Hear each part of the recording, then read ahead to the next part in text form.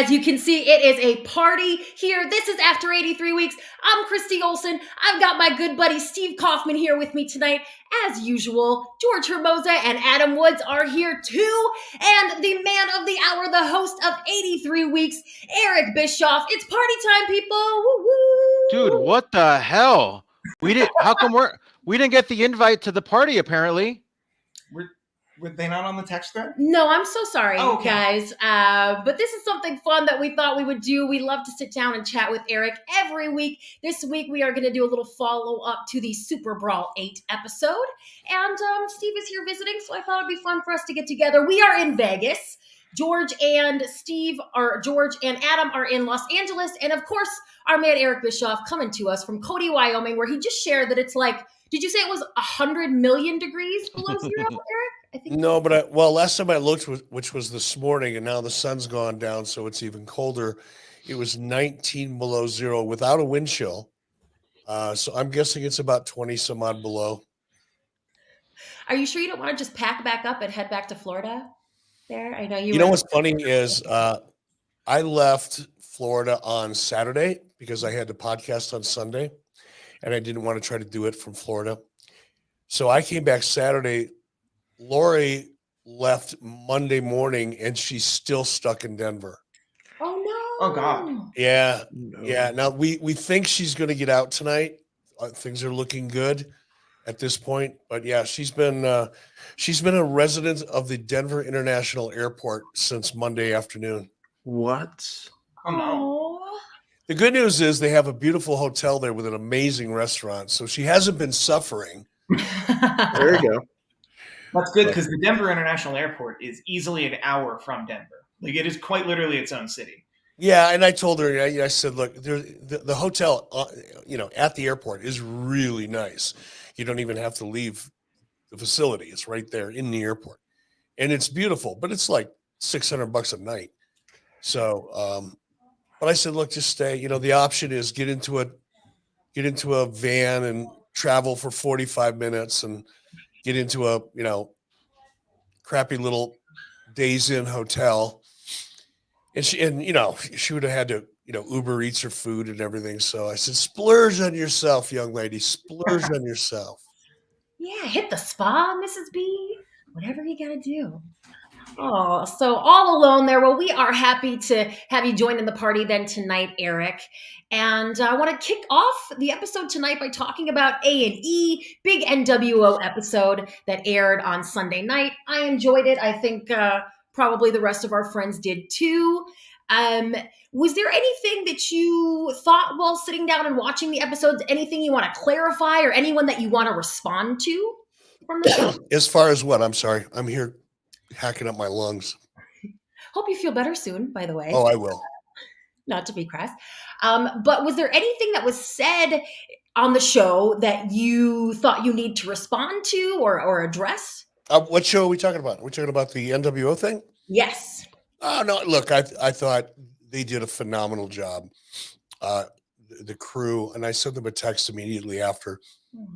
I was really impressed with the way they set it up, and I thought everybody did a great job. There were a couple comments. I'm not going to point them out or mention them because they were really no big deal that I went, where the hell did that come from? But, that happens. People remember things the way they need to remember them in order to feel better about themselves. And I've done it too. I found myself, reflecting back on something that happened 10 or 15 or 20 years ago and then find out afterwards that, well, it didn't really quite happen that way. And it's just because of the way we remember them from our perspectives. But I thought overall they did, A&E did a fantastic job on it. Told a great story. They did. Well, of course, anytime you bring up the NWO, you're going to get a ton of eyeballs and ears as well. George and Adam, I know you guys tuned in. Oh, they're both muted. We're on mute, but I guess I'll go first. But I mean, it's crazy that we're doing the NWO thing, with the A&E treatment, because I mean, Eric, you did talk about this like kind of season of Bloodline might be better kind of storyline wise than the NWO. And as I'm watching the A&E documentary, I'm all like, are we going to get in 20 years a Bloodline A&E treatment? Maybe not. I don't know. It's not over yet, is it? Right? We're still in the middle of it, so it's hard to predict. Look, I think technically speaking, the Bloodline storyline is a much better storyline in terms of its layers, the way it's progressed very logically in a disciplined manner, the way the characters have evolved. In that story, Jey Uso certainly, without question, Sami Zayn. It's been flawless. And excuse me one second. Oh wow, he coughs in silent. That's awesome. Allergies are kicking my ass. I don't think the Bloodline storyline can have the same impact on the wrestling business that NWO did, but it has nothing to do with the quality of the storyline. It has a lot to do with, NWO was such a radical departure from the traditional wrestling formula, which is one of the reasons it worked, and it's one of the reasons why it's so memorable. The state of the wrestling business was at a certain point in time in '96 when the NWO story launched, that it also made the NWO storyline larger than life, but it wasn't because of the quality. Don't get me wrong, the quality of the NWO story, especially in the first year and a half or so, was really, really good. Really good. But it wasn't as disciplined, and it didn't progress in some respects the way that the Bloodline storyline has. I think there's some parallels. The whole Sting Crow story was born out of the NWO story, much like Sami Zayn's character has evolved out of the Bloodline storyline, not in exactly a similar fashion, but both storylines elevated and reintroduced, in the case of Sting, certainly, a brand new character that was much stronger than the original character. So there are some parallels, but when I talk about the Bloodline storyline being better, I'm talking about that from a technical storyline structure perspective. And I think the Bloodline storyline is the best story that's been told in professional wrestling, period. It doesn't mean that it'll be the biggest at the end of the day. Certainly the Mega Power storyline was one that people will always talk about and remember in its day and time. Hugely successful, but it won't get the same type of recognition that the NWO story did. And again, so much of that has to do with timing and the state of the industry and the fact that I made such a radical departure from traditional wrestling storytelling and introduced things that had never been seen before. As you saw in the documentary, the whole backstage, craziness that went on. Those were things that you never saw that anywhere before. That wasn't a part of wrestling formulas. Hall and Nash breaking into the truck and taking over, and all of that was something. Those were all things that had never happened before. Scott Hall coming down through the crowd initially, May 27th, 1995 or 96, excuse me, coming down through the crowd and interrupting a regular live show. That never happened before. So there were so many things that had never happened before that all of them added up to it being so memorable. But in terms of the actual technical storyline, it not as good as Bloodline. I think it's safe to say, and correct me if I'm wrong, it's kind of a little apples and oranges too, because the NWO, it wasn't so much like a storyline; it was just much like more of a movement. It was like a revolutionary movement, and that's not what the Bloodlight's trying to be. And same, like the NWO wasn't trying to be a storyline. It was more, like I said, it was more of a movement in some ways. Where this is kind of what we're presenting now. We're changing the business in many ways. I agree. But and maybe it's because it's been such a long time that we've had a really good story in professional wrestling, like a really long time, at least one this good. There's been a lot of other good storylines. Don't get me wrong. Not crapping on anything here. There's been some very good storylines, but not at this level. It's been arguably since 1996 that we've seen anything come close. Well, and we have got some great questions from our live listeners here, all about the NWO. Let's take a moment, say hi to everybody. Nicholas, David, Chris, Beyond the Script podcast. Josh is here. These winter allergies are bragging about kicking your ash. Eric? We are indeed. And actually, I got them down in Florida. The Oh, weather yeah. was so nice down there. I was there for like 8 days. And the first thing I did, of course, is jump on my son's Harley and drive around all afternoon because I had the time and it was beautiful. And, Florida's not a great place to be if you're prone to allergies. So I came home with just a suitcase full, that being my sinuses of allergies, not to get gross. But before we get any further in this, I'm basing on some of the comments I'm seeing here. Christy, is it your birthday? No. My birthday's in December. Plus, I would never mention anything that would make anyone think about my age. Happy Thursday on Thursday night. I thought it was. Thought I saw somewhere it was your birthday. I was going to sing you happy birthday. Okay. Yeah, we have some really kind, wonderful people here that send me some really nice messages, and that's just what they're doing, and I appreciate that.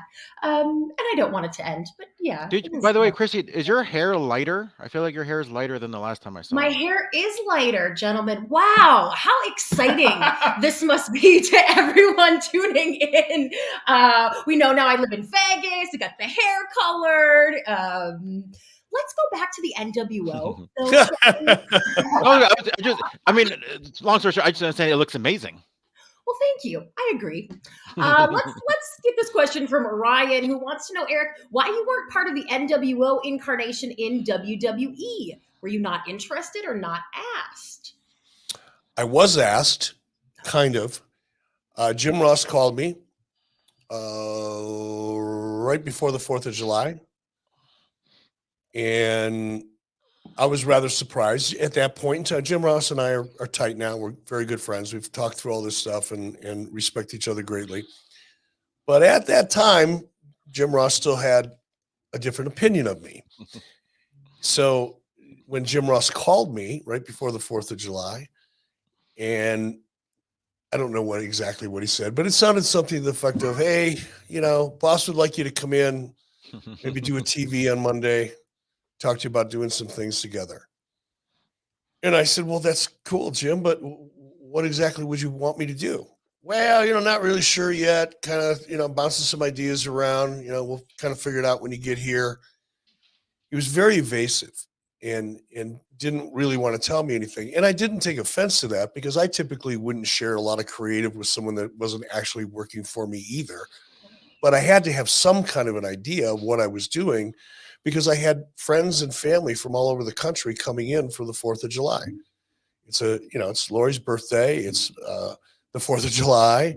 It's my father had passed away on the 4th of July just a couple of years previously. So it was kind of a family reunion opportunity. And plus we just had friends and family that loved to come out to Wyoming for the 4th of July. So I had all these people coming in that had already made plans. Some of them were driving in, some of them flying in, a couple of them coming in on Harleys from across country.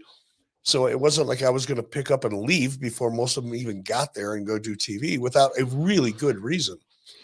And I had let myself get out of shape. I certainly wasn't TV ready. I was pushing probably about 230 at the time, and I shouldn't really weigh more than about $180, to be honest.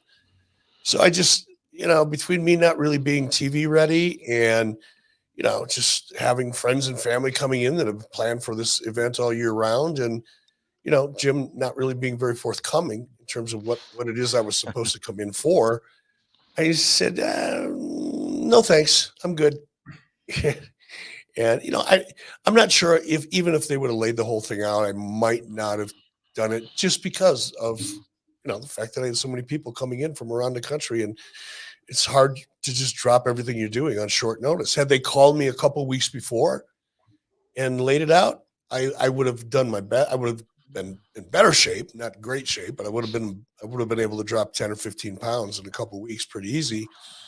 And I would have done it, but they didn't, and I didn't, and it never happened as a result. Or even if they had told you exactly what the creative was on a short notice. Then I don't think I would have. Okay. I don't think I could have. I would have wanted to, but as soon as I would have hung up the phone, I go, well, no, Now I got to call all these people that are some of them were already halfway here. Those that were driving, and it's just like, no, that'd be a really shitty thing to do. Were you offended that you didn't get the NWO induction with the rest of the crew? No, because I understood why. I got the tip off. I was originally supposed to, and because of certain circumstances, it just didn't work out. So no, I wasn't disappointed at all. And in fact, I got inducted individually, and to be really honest with you, it's a little bit more of a big deal to go in as an individual than it is as part of a group anyway. So no, it all turned out just fine. I would have liked to got both. I mean, I am a pig that way. Yeah. Would you have a ring on each pinky finger? You're like, kiss the rings. Yeah, for No, those I don't wear rings. I don't wear wheels. jewelry. I don't wear a watch. I don't wear rings. I don't wear necklaces. I don't like wearing jewelry. So, but I would have 2 Hall of Fame rings in my safe instead of just 1. Well, that would be 2 more than Vince McMahon, and he runs the whole thing. So again, another thing that you have over Vince. Just saying. Well, Great. it's a very short list. I'd be happy to trade. I'll trade him a ring for his portion of the $9 billion he's asking. Ooh, I guess. I mean, Are you surprised? I don't know why. Maybe I don't know anything. I thought it was going to be a higher number. No. I mean, the market cap, the valuation of the company is public knowledge. It was right now, I think it's sitting around $6 billion and change. So the fact that he's asking $9 billion is a bit of a stretch amongst the opinion of people that are in the mergers and acquisitions business. So we'll see what happens, though. And we talked a lot about it on Strictly Business just a little while ago.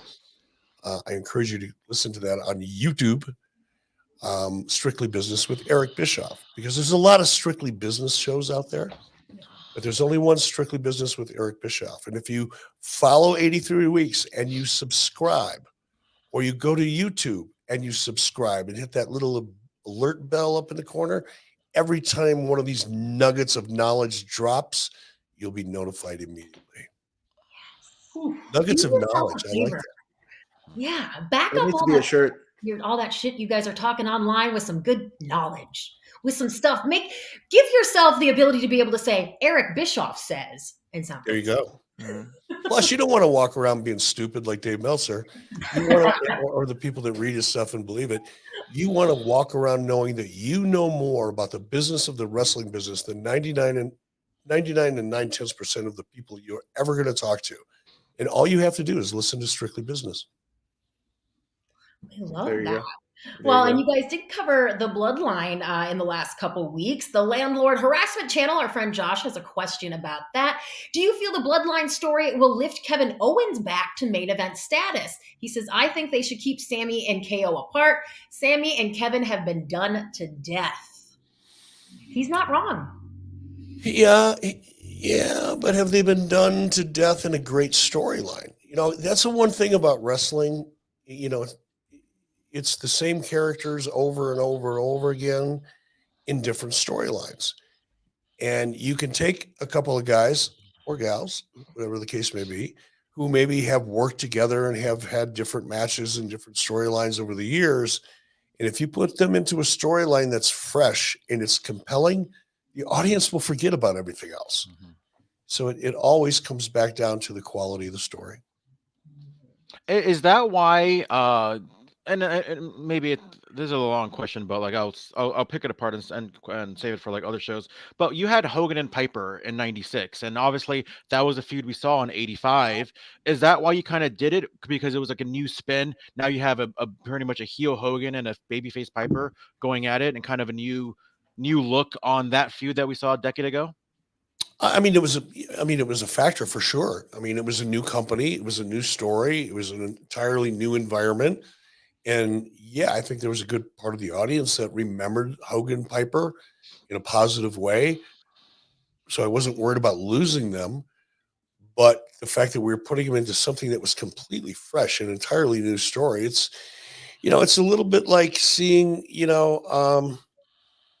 nobody had a problem with Tom Cruise when Maverick Top Gun came out, even though we'd already seen Maverick and Top Gun. You can put the same characters in different stories, but as long as the stories are great and the environment's cool, doesn't matter. But yeah, there's a parallel there for sure.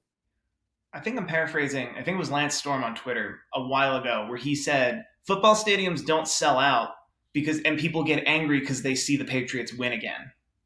Like sometimes the best told story is a good story, and we all come out to see the best told story. Look, I've been banging on this drum for a couple of years now in my what I intend to be constructive critique of AEW and WWE, because it's only been up until recently that the WWE has been telling what I would consider to be compelling stories.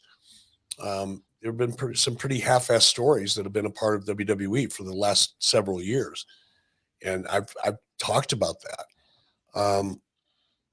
But it's different now. It's always story. I don't care what anybody says. I don't care how much you love watching the athleticism and, you want to chant, "This is awesome." That is such a small segment of the overall audience that gets off on that kind of stuff. But when you put out a good story, you'll bring the audience back. If you've lost fans over the years, you can be shocked at how many of them come back once you give them a reason to come back. Well, part of what WWE has been doing with telling their stories recently, of course, involved Elimination Chamber, which I feel like you said that you watched. Mayor Ali wants to know if you also tuned into the press conference after Elimination Chamber, wants to know how you thought about the way it was handled versus how AEW does their post shows. I didn't get to watch Elimination Chamber. I was flying. I was on my way back home Saturday night, and I got home just in time to catch the last 2/3 of the press conference. Okay. So I didn't see the chamber match, but I did see the press conference. Now, I've since gone back and watched segments of Elimination Chamber, but I haven't sat down and watched the whole event. I thought the press conference was great. It felt like a legitimate press conference and not some bad cheap copy of one. It was really nothing more than a PR event. This felt like and again, the WWE press conference was very much a PR event, but there were some legitimate good questions in there. And I thought Triple H, man, he just did a fantastic job. It's not like Paul Levesque and I are good friends. We're not enemies by any stretch. We just don't have really a relationship other than the fact that we've known each other for a long time. So I'm not blowing smoke up his ass by any stretch, but he was so sincere and so passionate and did such a great job articulating the answers to some of the questions that I was really impressed. Yeah, you can't compare a WWE press conference to it. You can't compare anything in AEW to anything in WWE. It's hard for me at this point to take AEW or anything they do or say seriously. It's become, to me, more of a joke than anything else. Well, speaking of AEW, I mean, Tony Khan had this big announcement, and it happened last night. They're getting another hour unscripted TV show. What do you make of them getting this, but not maybe another hour of wrestling, like a home for Ring of Honor or something? What are your thoughts on another hour of unscripted versus another hour of wrestling on the Turner networks? I think I don't know for sure. I mean, what do I think personally? I think the worst decision in the world anybody could make, either at TBS or in AEW, would be to have another hour of wrestling, especially Ring of Honor, that nobody knows about, nobody cares about. All it does is confuse and dilute the core brand. It's just a freaking mess, is all it is. So having another hour of wrestling that doesn't mean anything to anybody and only confuses the picture would be the epitome of stupidity. That being said, I think a reality show done well, and that's going to be the problem here, a reality show can really help develop the characters and make the core product more interesting without diluting it with similar content. Mhm. Another wrestling show, I mean, oh my God, how many wrestling shows do we need to see out of AEW, especially because it's all the drizzling shits for the most part. I shouldn't say all of it. 75% of it is. So why add to it, right? But a well-produced reality show has the potential of making the characters in your core product, Dynamite, more interesting because you're getting to know them in it from a different perspective. You're getting a little bit more of an idea of who they are and what's important to them. And that's really valuable, especially since they don't do any of that on the show. All they do is run-ins and chair shots and bleed and yell. And it's really, I'm going to quit talking about it because it's going to come off so bad. But, a reality show gives them a platform to do something different. Whether or not they'll be able to figure it out, that's a different story. I know the showrunner that's doing this new AEW show is the same showrunner that did Roads to the Top, and he is a good showrunner. My daughter's the one that hired him for that show, or helped get him hired. She's the one that brought him into Shed Media and got him involved in the project. And I, as a result, have had several conversations with him, and he's really good. The challenge is going to be whether or not, his name's Sam, whether Sam is going to be able to get everybody else on board with what needs to be done. Because unless your talent understands that this reality show, in order for it to be successful, is going to have to deliver certain elements. There's going to have to be a story. There just has to be. Now they're focusing on several different talents from what I understand. Yes. That's good, but it can also be bad. I've seen a lot of producers in reality shows have too many characters that none of them really stand out. So you're not really sure who you're really interested in. Mhm. You've got to focus on a couple of your key characters. There has to be stakes. There has to be story. It has to be some of the same elements that are in wrestling, because those are the same elements that are in any form of drama or entertainment. They're the same elements that Mike Lindell uses in his My Pillow commercials, Mhm. by the way. There has to be structure in story. And if Sam is able to achieve that because he can get the buy-in from the talent and also from AEW, then I think it has a lot of really great potential. But I also know that that's going to be a challenge. So we'll see. Hey, Christy, when Eric was saying all those things, were you thinking Total Divas as well? Yes, absolutely. And of course, that's a situation where it really worked to have this kind of ensemble cast. And I think the main thread that they will be together backstage, that they are all wrestlers, I think they can definitely make something that's cohesive. What I want to ask you, Eric, is would you use the reality show to do some crossover storyline stuff in the ring, outside the ring?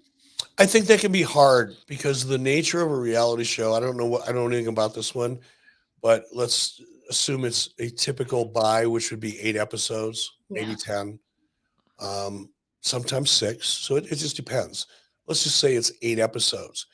Those eight episodes have to be shot, have to be edited. It'll take them 30 days to shoot 8 episodes typically. Mhm. It'll take another 3 to 4 months in post-production.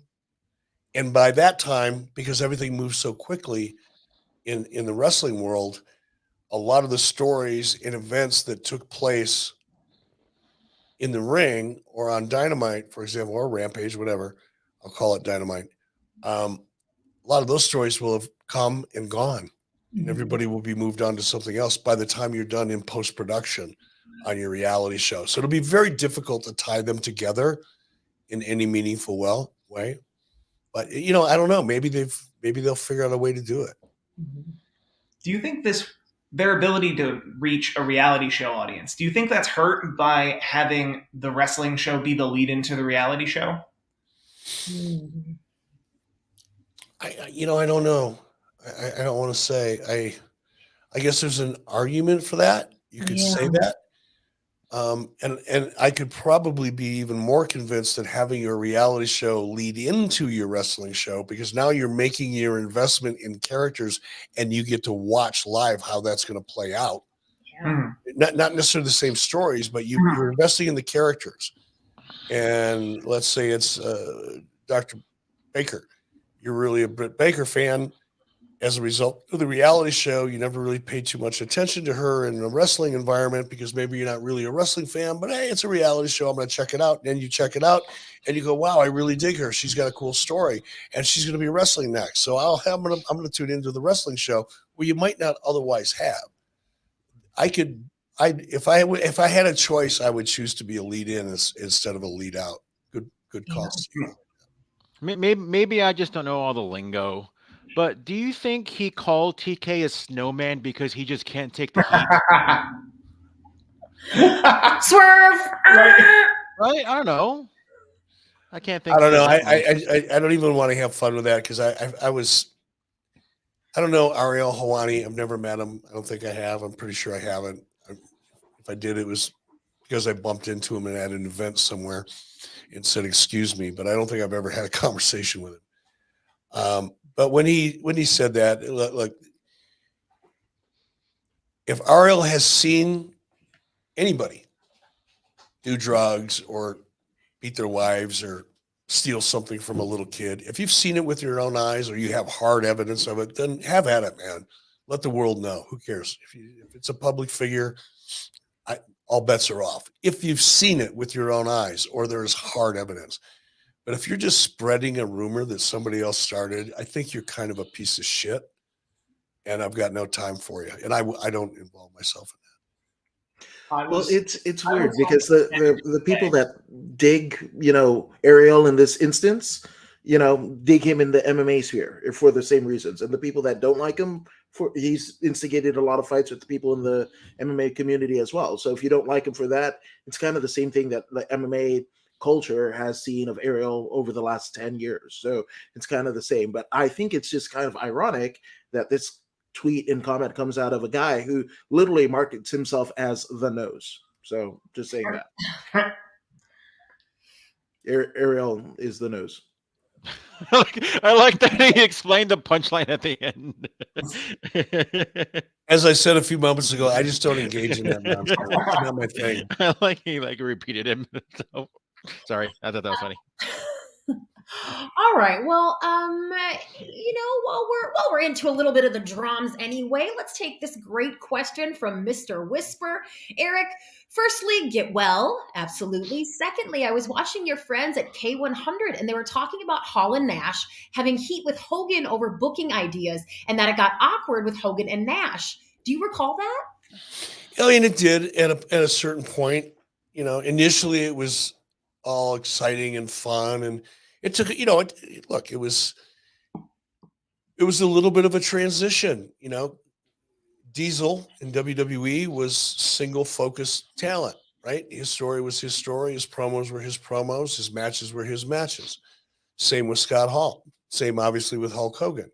Now we're putting three guys who, throughout the majority, if not all of their careers, with rare exceptions, have been part of the wrestling business as single individuals. Now we're bringing them together. I tell the story, and you probably saw it on the A&E special. The first time we had them do a promo together, it was like, oh my God, this is never going to work. And I think it was Craig Leathers or Kemper Rogers or somebody said, let's just let it roll and edit it. And treat, turn it black and white, make it granular, and just present it in a different way.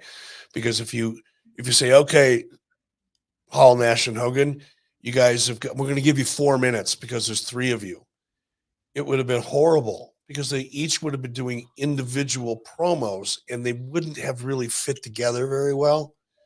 Whereas the way those promos were shot and edited together, it was magic. Absolutely never been done before. Another aspect of the NWO that had never been seen before on television. And it worked really well. So in the beginning, it was awkward, I think, for them, just making that transition from being the individual stars to being the 3 Musketeers. But after that, and everybody got comfortable with that. It was a little bit of a honeymoon for the first 6 months, maybe a year. I don't remember. But as time went on, then things got a little more tense creatively from time to time. And there was one point in particular where everybody was kind of wound up and, camped out in their positions, not willing to compromise too much. And there was, one incident in particular. I remember I was standing backstage not long before a show. I think it was in Casper, Wyoming, actually, on our way to Sturgis. And I saw those three standing together, and I could see from 30 or 40 feet away, it was getting pretty tense, and it was right before showtime. Didn't really want to see that happen. So I thought if I stick myself in the middle of it, I can, cool things off a little bit, or try to. And there was a moment when I was standing, between the three of them, and I thought, man, this is going to go down. And I'm a pimple on a hamster's ass in this situation. I'm going to get crushed. Fortunately, nothing happened, but there were moments. These are strong individuals. You don't get to be the top of your game, especially in the wrestling business, without being a pretty strong personality. There's not a lot of wimpy people at the top. They're there for a reason, and sometimes it can be problematic. I've seen it with other people too, not just those guys. Steve Austin got pissed off and walked off from a WWE shoot. Infamously, just walked out, left. So he didn't like the way things are going. Well, you got Vince McMahon, who's a strong personality. You got Steve Austin, who's an equally strong personality. They couldn't make it work. Steve said, screw it, I'm going home. And he went. There's been other situations. I'm not going to drop a bunch of names here. I only brought that one up because it's public record. But, I've seen and heard of situations very similar to that with a lot of top talent. That's what happens when you're dealing with high power personalities.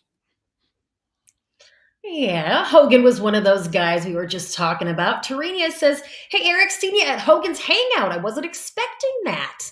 Oh, that's cool. No, I wasn't expecting it either. I called Hulk and, let him know I was in town and wanted to get together. And he said, man, it was Monday afternoon. He said, come on down. We're doing our thing tonight. Love to have you stop by. So Garrett and I both came in and we hung out for a little while. It was fun. It was really fun, actually. I don't want to understate it. There was some really good talent there, and there was some comically horrible talent. Like a stand-up show or open mic night? No, it's karaoke.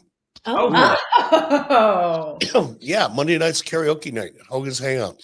And Hulk's always there, and Nick Hogan is the MC. And it was. I actually, I had to get home. I'm not a late night kind of person. I wasn't drinking, so it was kind of like, okay, I'm going to go hang out for a little while and enjoy the show. But ended up leaving, I think, around 9:30 or 10 o'clock. And I could have easily stuck around another couple hours because it was entertaining as hell. Did you get some double takes? Like, oh my gosh, there's the Bischoffs, there's the Hogans. Like, I as a fly on the wall of somebody that was there, that had to be kind of surreal. Did people since it was would you be unannounced? nervous to sing in front of Hulk Hogan and Eric Bischoff? Yeah. I mean, there were a few people that were excited because it wasn't advertised. I didn't even know I was going until about 4 o'clock that afternoon. So it wasn't like we were promoted and advertised like some of the other, Brian Knobs, they promote him and advertise him. Everybody knows he's coming, or Ric Flair or whatever. Excuse me. That wasn't the case for me. I just showed up. It was a surprise. And yeah, there was a couple of people that came up and were really excited. And a couple of people came up and probably didn't even know who I was, but it was all fun. Have you had an opportunity to meet Hulk's girlfriend, Sky? No, she was not there that night. So no, I haven't met her yet. There's been so much talk about his new relationship and the fact that she and her family are involved in Scientology. Are you worried about losing your friend Hulk to Scientology? No. I listen, I don't judge people. Here's what I want I just want Hulk to be happy. Whatever is going to get him there is fine with me. I'll also be supportive of it. I have my faith. I know what I believe. I don't judge other people on what they believe. As long as they don't try to change my mind about what I think or believe in, I'm good with it, man. Whatever makes anybody happy, not just Hulk. Whatever gives you a reason to get up and be excited about the next day is good with me. Love that. I'm just thinking that somewhere in Florida, there's a wrestling fan that just now figured out they could go to a very specific bar in Tampa Bay, have a beer with Ric Flair, get in a car, and then drive to Clearwater and then sing karaoke with Hulk Hogan all in one night. No admission required. Yeah, well, I don't know if they charge it Hogan's Hangout or not, but yeah, I mean, hey, Tampa's always been kind of a hotbed for wrestling personalities, so not unusual. I have a question. Have you seen that clip? I think he's like, the kid must be like 7 or 8 years old, dressed up in Hogan and kind of having a little promo battle with Hulk Yeah, Hogan. I saw that last night. I was How that how was does it cool as hell. how does it make you feel? And I don't want to age anybody, so I apologize in advance. But how does it I'm make you feel when 68. You can age me all you want. well, I was I'm gonna say, like, proud of it. I'm good. but like, how does it make you feel when you have like sometimes maybe kids, say 10, 11, 12 years old, that weren't even alive during Nitro, kind of tell you like, yo, I was a big fan of WCW. Like, whoa, how does that feel for you to know that guys that weren't even born yet are complimenting your WCW era? I love it. I love it. And it happens all the time. Anytime I do a convention or an autograph signing somewhere, I'll see, a 45-year-old guy there, and he's got his little kid with him that's 6 or 7 years old, or a 38-year-old that's got his little 5 or 6 or 7-year-old with him. And the kid will come up and he'll be wearing his NWO shirt and want my autograph and all that. And, in the beginning, when I first started doing conventions and stuff about 5 years ago, I was like, wait a minute. I started doing the math in my head. Your dad has probably had not even had a dirty thought, but at the time that Nitro was hot, and now here you are, this 7-year-old kid wanting my autograph. But it has a lot to do with Peacock and the WWE Network. That's where a lot of people that weren't even around during Nitro, especially during the NWO portion of it, have become fans because of what they've seen on the network. Well, for everybody who might be running into wrestlers out there at signings or at the bar, CJ has a question. Thanks for the super chat, CJ, who asks, if you meet a pro wrestler, is it wrong to call them by their first name? If it is wrong, why? If you meet an actor, you call them by their real name. Interesting. I don't know what the rule book is, but for me personally, out of respect, and it's probably unique to professional wrestling, and to this day, even if it's someone that I know well, I still call Hulk, unless we're in a very serious conversation. I very rarely call him Terry. It just feels weird. But when I see somebody that I've worked with in the past, or even especially if it's someone I've never worked with that I know has been in the business, I always try to refer to them as their character name, just out of respect. Isn't the rule of thumb though is to like you call them by the name that they introduce themselves as? I don't know that that's a rule or a thumb or whatever. I just know what I do, and again, I call them regardless of how they introduce themselves. If they were introducing themselves as Bill, but I knew him as Goldberg, I'd still refer to him as Goldberg. That's just me though. That's just the way I was kind of exposed to the business and came up in it. To that, here we've got some other great questions. Here's one from a wrestling historian who says, hello, Mr. Bischoff. I loved the match versus graphics on WCW pay-per-views and the TV shows. Why did you stop using them for about 3 years? Thank you. That's a question I should know the answer to, and unfortunately I don't, and I apologize for that. Probably, I'm guessing here, it was all about let's freshen up the product, let's make a change, and sometimes you make change just for the sake of change, and sometimes you make change for specific reasons, and I can't remember which of those applied in this case, and I apologize for that. We've got another great question here from Nicholas Blake. I hope you don't mind this one, Eric. He asks, have you and Ric Flair been able to work everything out, or are you guys still not on good terms? I haven't talked to Rick. I didn't really know we were on bad terms, so I was kind of surprised and blindsided by the whole thing.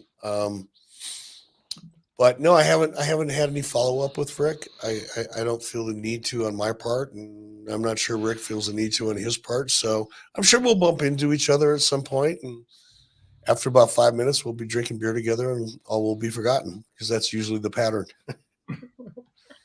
Well, it just came out in the dirt sheets I read today that Rick made like $700,000 in the last year on Cameo. I know you used to be on Cameo. Now you're saying you have no plans to go back. What's your beef with Cameo? Do you not like money, Eric? What's the problem? Mick Foley's doing great on there. That's like a jackpot, man.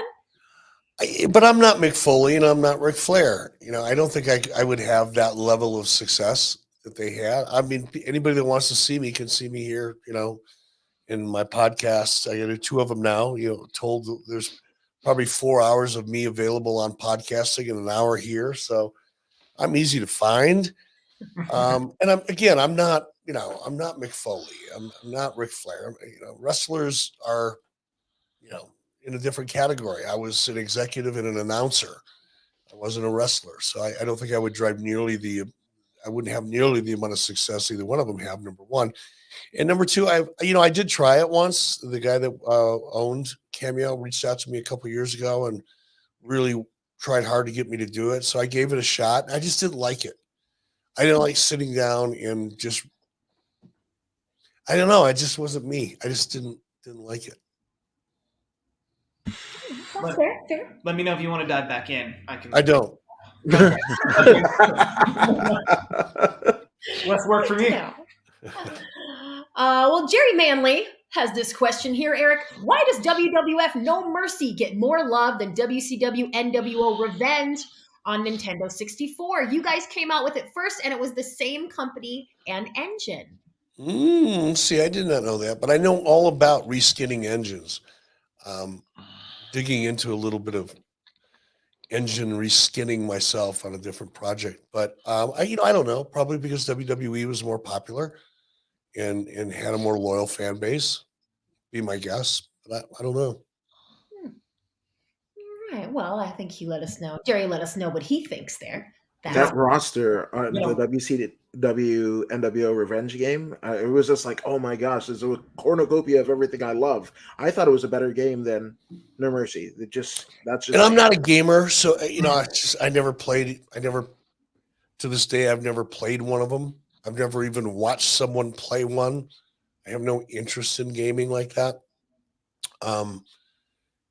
But I have had a lot of people, put over the WCW Revenge game as being one of the better games and kind of on the cutting edge at that time. Some people still believe it was one of the better games out there. But it also outsold No Mercy, so I'm really curious why people aren't remembering it as fondly. I had to Google it real fast. It's outsold No Mercy 1.8 million to 1.1 million. Well, then it's just all hype, right? Probably, you know how WWE is. They create a story and propagate it and get it out there, and everybody just jumps on it. So, it's good marketing on WWE's part. Base McClendon wants to know how involved you were with the popular Nintendo 64 WCW game, specifically Revenge. They love this one. Nothing. Zero. I signed off on it. That's what I did. Somebody came to me in licensing and said, hey, we have this opportunity. You want to do it? I said, sure. What's the advance? What's the guarantee? Who is it? Can they actually make this work? And if the money was right and the company had credibility, I'd sign a little document that said I'm good with it, and off they went and they did it. I had zero involvement. Well, speaking of which, how important was it to have it called WCW/NWO Revenge as opposed to just WCW Revenge? Well, that would have made sense though, because at that time, we were, the goal was to have 2 different brands, a WCW brand and an NWO brand. And the NWO was so popular, it was almost more popular than WCW, if not definitely more popular. So no, it just made creative sense, and the timing was such that it probably was absolutely the best thing to do. There was a bunch of WCW NWO themed things, especially in the kind of tech gaming world or whatever. There was the rave was like the Tamagotchi, those little digital pets. There was a WCW NWO one. Remember that?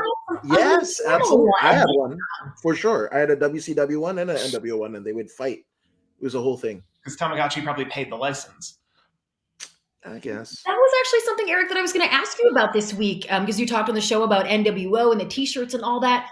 Why wasn't there more NWO stuff?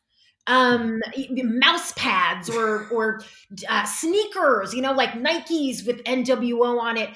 Were there companies that came to you, like a Harley Davidson, and wanted to say, we wanted to do the NWO motorcycle? It's clearly such a huge merchandising thing. Why wasn't there more stuff?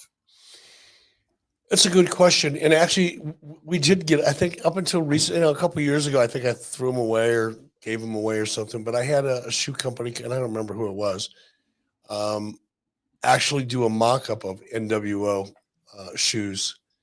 And we just never pulled the trigger on it. And I'm sure there was a good reason for it. But the reason that I think there wasn't more, and this is what, at least then, things may be different now. Things are more automated now. Technology allows you to move much faster in any line of business today than it did back in the mid-90s.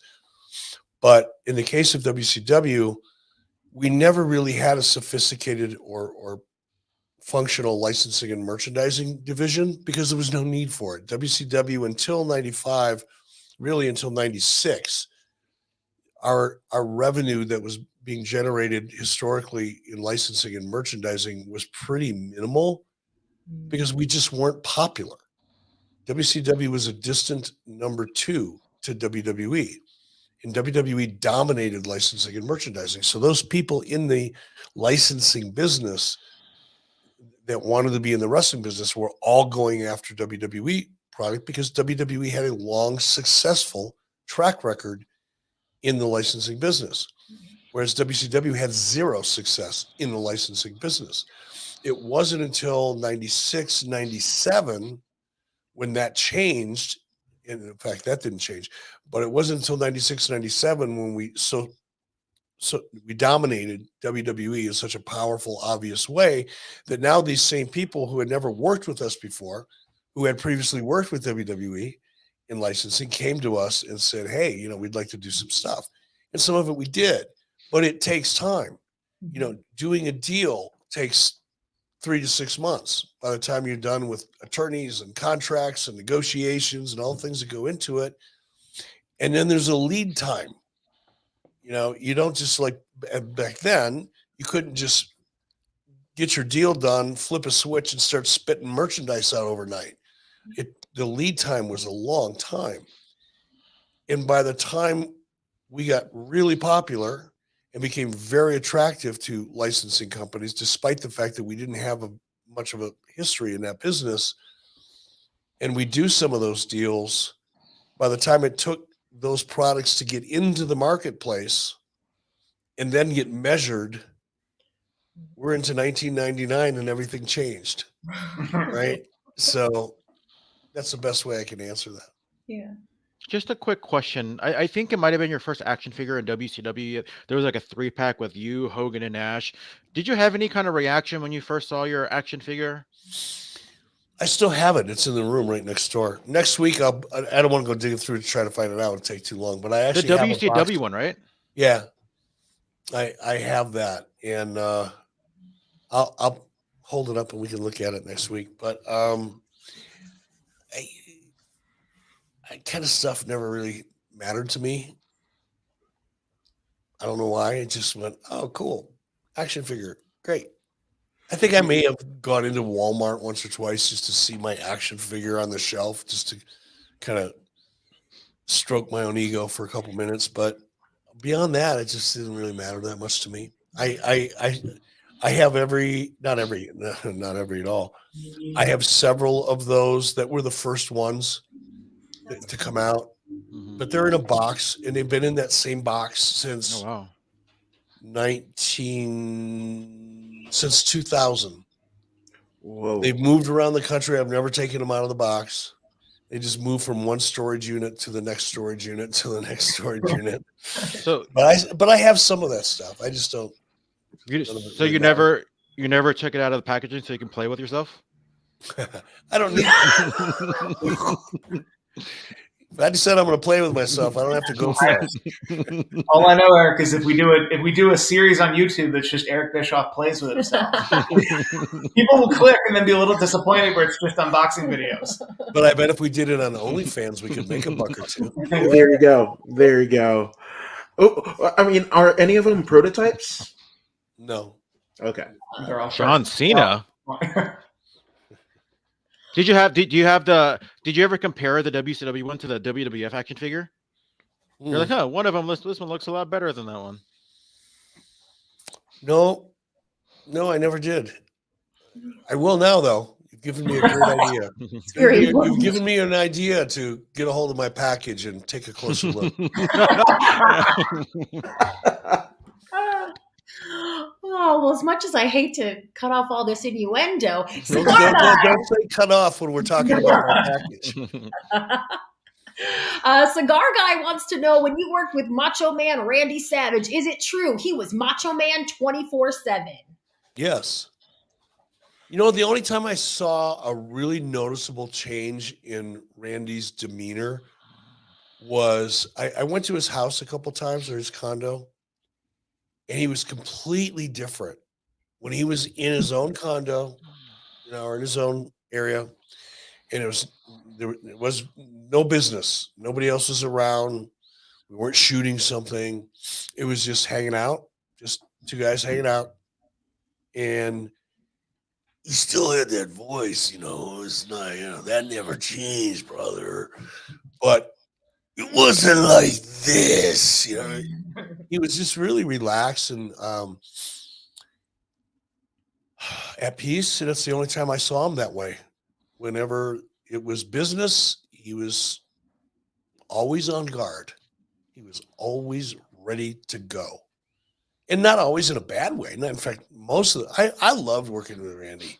Randy could be tough because he was, like I said earlier, he's one of those guys. He was a really strong personality. But I like that. I like fast horses. I don't get excited about being around a slow horse. Yeah, you pet them and give them an apple, slap them on the ass and send them on their way. But man, a fast horse that just wants to go and is full of fire, they're a little hard to handle. They're very hard to handle.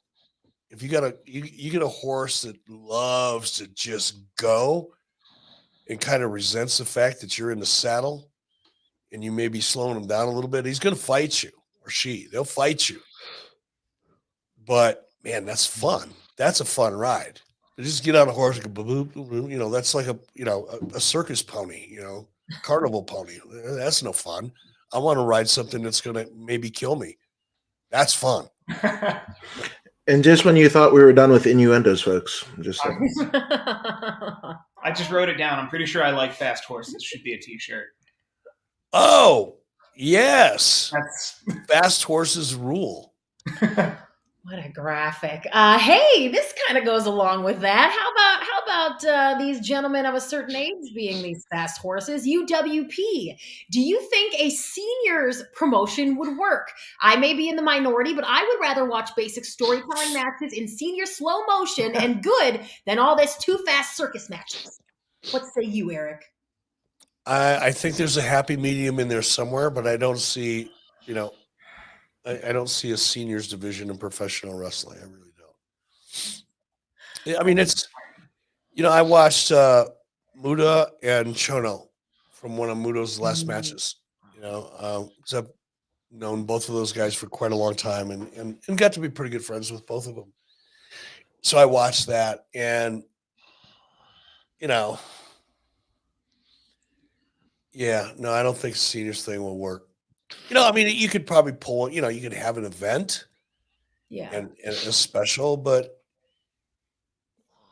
I think for the most part, even, if you're someone my age and you grew up watching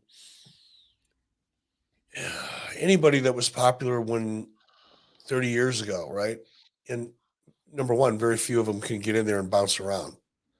Most of them are on the no bump list, if you know what I mean. They've gotten fragile. And a lot of them, they're fragile because they've been busted up for 25 or 30 years. You got Kevin Nash, who's had like 17 knee surgeries, and so many of the others that, even guys that haven't had a lot of surgery, you see them walking through an airport, and it's like, oh my God. I know you're only in your 60s, but you walk like you're in your 90s because it busted up, man. The physical abuse that these guys go through is hard to really comprehend unless you've done it or you're around it and you see it. I would watch a promotion full of Jerichos and Mudas, but not if they called it the senior promotion. Like, I think it's a marketing thing. If you just called it All Great Wrestling, All Legends Wrestling or something. But even still, they have to go out there and perform to some level. And even taking out all the Hurricane Rana type high risk stuff that we see way too much of today. Even taking all of that out and just going back to basic matches for a lot of guys who are over 50 years old, it ain't going to look that good. And I think most people, this is what I meant to say, you want to remember people the way they were more than the way they are. Don't. And it's hard because performers love to continue to perform. I'm not a wrestler and I don't have that experience, but even as, a performer who had stepped out in the ring and ran his mouth, I miss that, but I know I can't do it anymore. I'm not just, that train just left the station. You can do a little appearance here, a little appearance there and get away with it. But on a regular basis, it's the audience has moved on. And I'm glad that I recognize that. I'm not trying to force myself into that. I'd much rather do this. This is fun for me. But going out and pretending that I'm good at doing something that I used to be good at 30 years ago, no, I'm not doing that.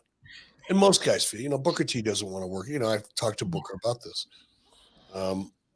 about possibly having, a last match a while back, a couple of years ago, a year ago. And Booker sees it the right way, man. Don't try to relive glory days in the ring because you're never going to be satisfied with yourself, and the audience ultimately won't be happy it happened either. Well, Jerry Manley thinks of dark-haired Eric and white-haired Eric as being just like Hulk Hogan and Hollywood Hogan. Well, I appreciate that.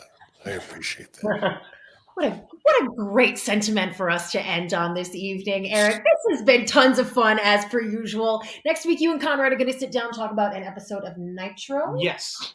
We need to figure out how we're doing that watch along because it's on the schedule as a watch along. What episode? What Nitro? That is a great question. I'll pull it up. It doesn't matter that much. Conrad was really excited. One from the 90s. Yeah, 100%.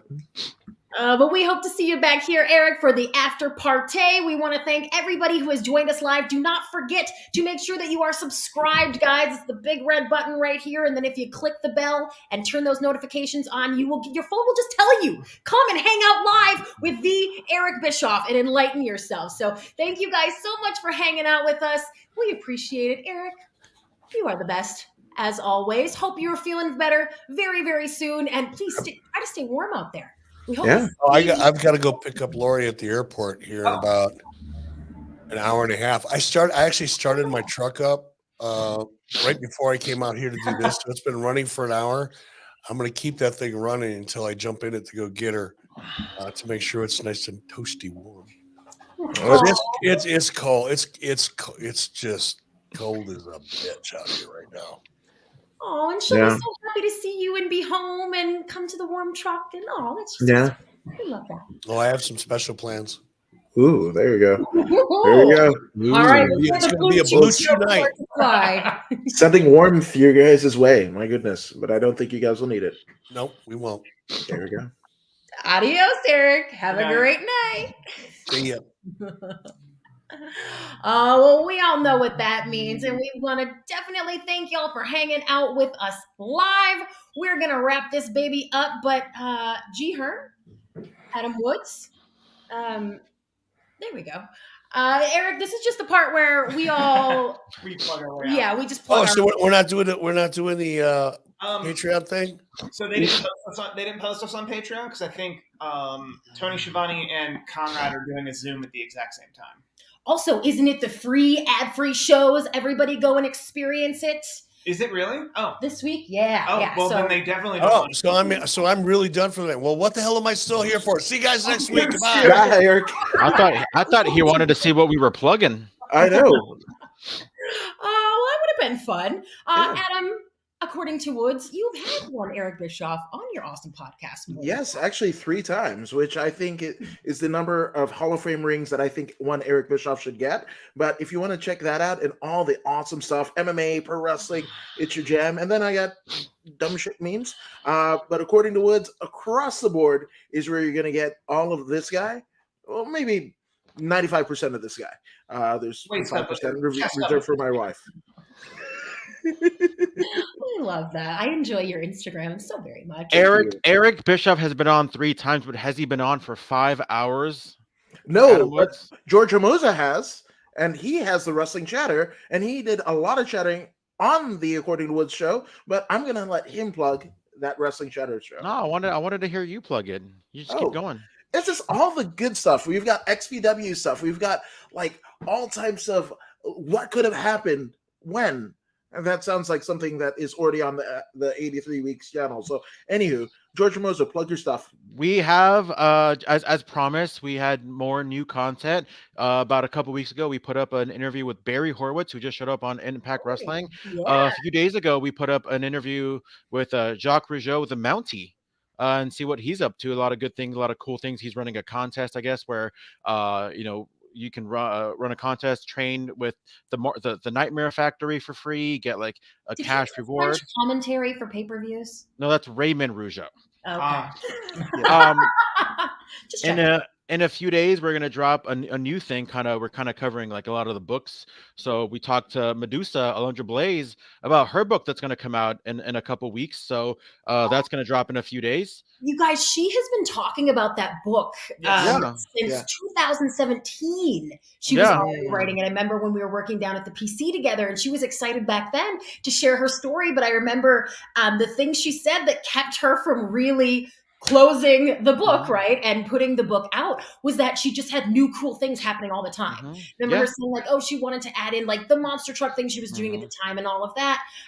So I guess she decided to finally cut it off now, even though I'm sure there'll be more to come from her. That's awesome, G. Her. Yeah, so that's probably going to get released in a few days. We shot that interview about a week ago, but like I said, her book's coming out in about a month or so. I got 2 more interviews in the can that's going to get released probably in March, maybe March 5th, March 20th. Then more to come. Stay tuned. What's your channel? We want to know. Like, comment, subscribe to the Wrestling Chatter. Like, comment, share, subscribe, retweet. Wrestling Chatter. All the above, whatever can be done. Thumbs up. And shout out to the Beyond the Script podcast, because he subscribed to all of the stuff. So, and I'm going to do the same for you, Beyond the Script, and check your DMs. We might be connecting. So I'm just saying. There you go. Thank you. Oh, well, it's pretty awesome that you all are still hanging out with us, and we appreciate it. Steve, what is all going down over at Ad Free Shows? A lot's going down at Ad Free Shows. More specifically, my section of Ad Free Shows is the Ric Flair podcast, the 83 Weeks podcast, the Strictly Business podcast, and the Kevin Nash podcast. We recorded it yesterday. It's going to come out Monday. And all I'm going to tell you is that the title of that podcast is 9 Billion. Oh. So you can probably guess what they're talking about. Also, Beyond the Script wants to know what my channel is. You're watching it. YouTube, this channel, and the other channels I mentioned. And it was a career highlight for me to sit with Ric Flair. God, was that only yesterday? Where he mentioned I do $700,000 on $700,000 on Cameo, and then he takes out his phone and looks at it. And in my head, I'm like, I'm witnessing a headline. This is going to be a headline by the time I release this video. Did you picture me getting up this morning and reading that story and being like, oh, damn, $700K? We got to ask Eric why he's not on Cameo. I just knew in my head, this is a headline. So those are the things I'm into. Also, if anyone out there watching wants some coaching on podcast producing, podcast hosting, and overall YouTube channel management, I am available as a consultant. You just have to pay me money. So you have to have money. No one knows more about podcasting or YouTube than this guy. So take him up on that if you want 2023 to be your year to break out in this sphere. And you guys can hit me up absolutely anytime at Christy Reports. I love to hear from you. Mostly, I appreciate that you come and hang out with us every week here and bring all the awesome questions for Eric. And we just want to thank you. So thank you so much. And we Alanis Morissette. Thank you. Thank Right, you. Michelle? Thank you, India. Thank you, everyone. Yeah. Dude. Thank you. Thank you. Silence. Thank you, Pop Cheyenne. out. Was it thank you, Cheyenne? Thank you, Silence. I think that's a lurk. She was You oughta- naked in guys, you oughta the. know. This. You oughta know. Oh man. She was naked in the subway. I know we could go on with this one. So thank you all so much for tuning in. We will see you next week. Have a good one. Adios.